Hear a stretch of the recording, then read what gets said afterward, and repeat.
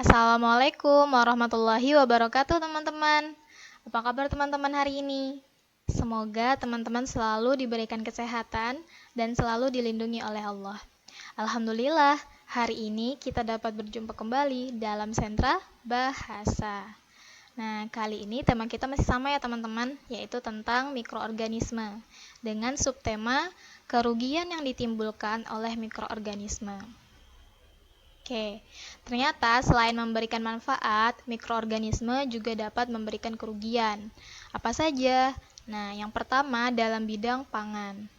Jadi mikroorganisme itu dapat mengakibatkan timbulnya banyak kuman yang mengurangi kualitas makanan. Lalu, dapat membusukkan makanan sehingga tidak layak untuk dimakan. Mikroorganisme ternyata juga dapat menimbulkan bau yang tidak sedap pada makanan dan membuat makanan menjadi beracun. Nah, teman-teman lihat pada gambar. Nah, ini ada gambar roti yang masih bagus, yang masih layak kita makan. Lalu yang di sebelahnya, ini gambar roti yang sudah ditumbuhi jamur. Nah, ini merupakan ciri-ciri makanan yang sudah tidak dapat kita makan atau sudah tidak layak untuk dimakan. Lalu gambar yang di bawahnya, teman-teman lihat ada gambar pisang. Nah, ini gambar pisang yang masih bagus, ya. Lalu gambar pisang yang sudah mulai kecoklatan. Lalu dia coklatnya coklat udah coklat tua. Dan yang terakhir dia warnanya menghitam. Nah, ini sudah menandakan bahwa telah terjadi proses pembusukan pada buah ini. Nah, apa yang menyebabkan dia mengalami proses pembusukan? Nah, ternyata di dalamnya ada mikroorganisme yang dapat merusak makanan. Jadi mikroorganismenya yang tidak baik ya teman-teman. Jadi ada mikroorganisme memang membantu dan ada juga mikroorganisme yang dapat merusak makanan, membuat makanan jadi busuk seperti ini. Oke, lanjut ya. Nah, selain di bidang pangan juga dapat menimbulkan kerugian pada bidang kesehatan. Nah, yaitu dapat menimbulkan berbagai macam penyakit seperti TBC, tipes, diare, kolera, kusta, meningitis, dan lain-lain. Nah, teman-teman pasti pernah mengalami sakit perut. Nah, bisa jadi ada mikroorganisme yang masuk ke dalam tubuh kita melalui makanan yang kita makan. Nah, bisa jadi makanan yang telah kita makan itu telah terkontaminasi oleh bakteri. Nah, bakteri itu termasuk mikroorganisme kan? Nah, jadi bakteri itu salah satu mikroorganisme yang dapat menimbulkan kerugian pada kita. Nah, selain sakit perut, diare, nah itu teman-teman juga bisa mengalami sakit kulit, penyakit kulit. Nah, ini namanya kusta, gatal-gatal di kulit bagian luar tubuh kita.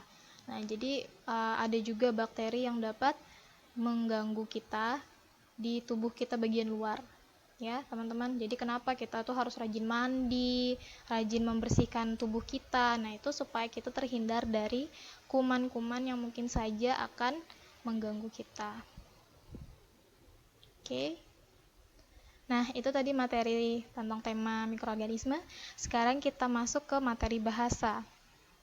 Yaitu kita bahas, nah kita lanjutkan tentang jenis-jenis kata ya. Nah, pekan lalu kita sudah bahas 3 jenis kata. Nah, tapi sebelumnya Busuk mengingatkan kembali, kata itu adalah kumpulan huruf atau bunyi yang mengandung arti. Jadi harus memiliki arti ya, huruf dan huruf atau bunyi tersebut. Nah, dapat dibedakan jadi 10. Kita udah bahas kemarin kata benda, kata bilangan, dan kata depan. Nah, untuk kali ini kita akan bahas kata ganti. Kemarin kata benda, kata bilangan, dan kata depan. Nah, untuk kali ini kita akan bahas kata ganti. Kita bahas kata ganti. Kata ganti adalah kata yang menggantikan kata benda atau kata lain yang tidak disebut. Nah, kata ganti dibedakan menjadi ada kata ganti orang, aku atau saya, kami atau kita, kamu atau Anda, dia atau ia atau beliau, mereka. Nah, ini merupakan kata ganti orang. Yang pertama, kata ganti orang pertama tunggal, aku. Lalu, kata ganti orang pertama jamak. Jamak itu lebih dari satu ya teman-teman. Kalau tunggal itu satu, kalau jamak lebih dari satu. Nih, kami atau kita. Lalu kata ganti orang kedua, tunggal, kamu atau Anda. Lalu kata ganti orang ketiga, tunggal, dia, ia, beliau. Tunggal itu satu ya. Lalu kata ganti orang ketiga jamak, mereka. Jamak itu lebih dari satu. Mereka itu terdiri dari beberapa orang ya. Lalu kata ganti penanya, apa, siapa, kapan, bila mana, di mana. Ini bila mana ya? Di mana, kemana, berapa, mengapa, bagaimana. Nah itu ya termasuk kata ganti penanya. Lalu ada kata ganti empunya. Ini menunjukkan kepemilikan. Ku, mu, nya. Nah, contohnya pensilku, itu artinya pensil milik aku. Atau misalnya bukunya. Nah, berarti buku milik dia, punyanya gitu ya.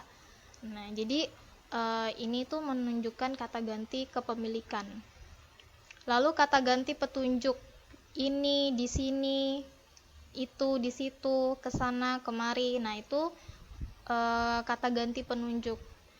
Di mana bukunya? Di sini bukunya, di sini. Nah berarti kata ganti penunjuknya itu. Lalu kata ganti penghubung. Nah kata ganti penghubung ada yang dan di tempat. Nih tempat ya. Contoh, sepatuku yang hitam. Sekolah tempat kami belajar. Ini kata ganti. Silahkan teman-teman buat kalimat dengan menggunakan kata ganti yang berhubungan dengan tema mikroorganisme. Kata ganti tadi banyak ya, kata ganti orang, kata ganti kepemilikan atau empunya, terus kata ganti apalagi tadi, kata ganti petunjuk, kata ganti penghubung. Nah itu teman-teman bisa gunakan. Teman-teman mau gunakan kata ganti apa? Boleh teman-teman gunakan. Nah itu teman-teman buat kalimat dengan kata ganti tersebut. Contohnya tadi misalnya teman-teman memakai kata ganti empunya. Rani meminjam pensilku. Nah teman-teman garis bawahi, pensilku itu kata ganti. Itu kata ganti empunya atau kata ganti kepemilikan. Nah, boleh buat kalimat seperti itu ya, teman-teman. Jadi minimal kata ganti ini ada 3 kalimat. Teman-teman boleh buat lebih banyak, lebih bagus. Oke? Oke, teman-teman, Ibu rasa cukup hari ini materi kita dan tugasnya. Semoga teman-teman diberikan kemudahan. Nanti boleh ditanyakan kalau ada yang belum dipahami. Busuk tutup. Billahi taufiq wal hidayah. Assalamualaikum warahmatullahi wabarakatuh.